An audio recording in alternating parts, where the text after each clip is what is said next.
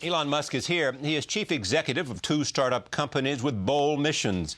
He leads Tesla Motors, the electric car company that has attracted attention from both car enthusiasts and environmentalists as well. The company's powerful Roadster, which can travel from 0 to 60 in less than 4 seconds, is entirely powered by batteries. The company plans to break into the mainstream auto market with an electric sedan as early as 2011. Musk is also founder and CEO of Space Exploration Technologies, a company trying to slash the cost of space travel. Last year, the company signed an agreement with NASA to send cargo to the International Space Station. And if that is not enough, he's also chairman of a growing company called Solar City that installs solar panels on homes and businesses. He has thrived in Silicon Valley, one of the co-founders of PayPal, the online payments company that eBay bought for $1.5 billion in 2002. I am pleased to have him here at this table for the first time. Welcome. Thank you. Thanks for having me. I've been a big fan of the show for a long time. Let's just talk about you first, so that if the audience does not know, growing up in South Africa. Yeah. And how did you end up in Canada? I guess growing up in South Africa, it was very technology oriented, and I taught myself how to program computers, mostly because I wanted to program games. Right. And when I was about 12, I sold my first game, and whenever I'd read about technology and great innovation, it was coming from the United States, and so it was that's where I wanted to be. And I tried to convince my parents to move there, and neither of them would. They were divorced. I tried my mother. I tried my father. Neither would do it. My mother later moved back to initially Canada and then the U.S. And so when I was 17, as soon as I got my Canadian passport, 3 weeks later I was in Canada. So here you are, and you come to Canada and make it to the United States, and then you and several other guys come together and create PayPal. Right. And you sell it to eBay for $5 billion. Yeah. So after PayPal, that gave me a fair bit of capital, and there were 3 areas. When I was in college, there were 3 areas that I thought would most affect the future of humanity. And those were the internet, the transition to a sustainable energy and transportation sector, and the third was space exploration, in particular the extension of life to multiple planets. Now, I didn't ever expect to be involved in the third one, but that seemed to me that's something that would be very important for the future. And with the capital that I got from the sale of PayPal, I was able to go into both those areas. And so hence SpaceX and in the space, and then in the sustainable energy and transportation, you've got Solar City and Tesla. Let me talk about space exploration just for a moment. How is it going in terms of creating the systems that will engage us in space exploration, not just for governments and not just for NASA, but for private citizens as well? Well, you have to divide the efforts that are going on into what is an orbit class effort versus a suborbital class effort, and there's really a very big difference.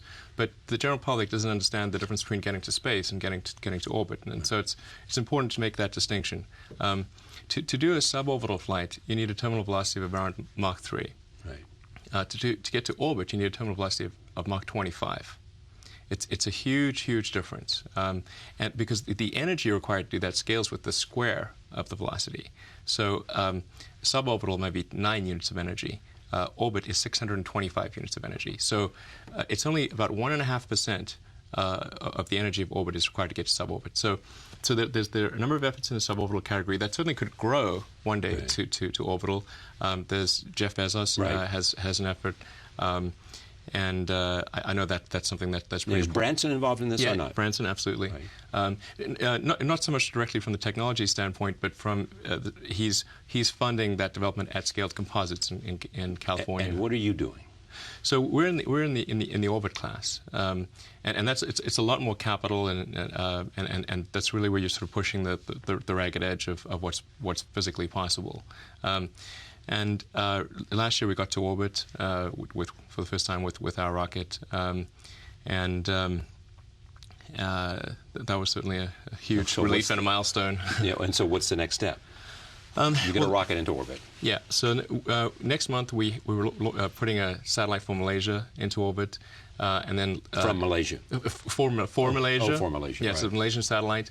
But in the rocket business, the rocket company does the launch. It's not like the airline business. So you don't sell the rocket, you sell the launch. Right. And then later this year, we'll be launching our big rocket from Cape Canaveral. That's the Falcon 9, and that's the one that's going to be servicing the space station, among other things. Is there a philosophy here that somehow the private sector can do a lot more than it has done in areas that seem, because of the size, reserved for government? Yeah, definitely. The private sector is very good at optimization and innovation. I mean, private sector is generally better at doing things than the government. I think that's fair to say. But there are certain things that the government that are suited to the government, like basic research and that sort of thing.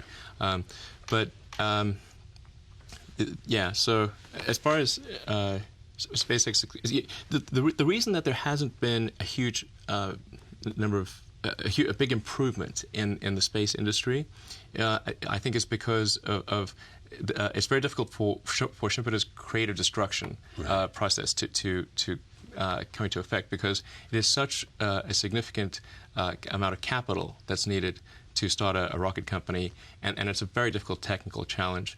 And the number of people that really understand rocketry in the world is a very small number.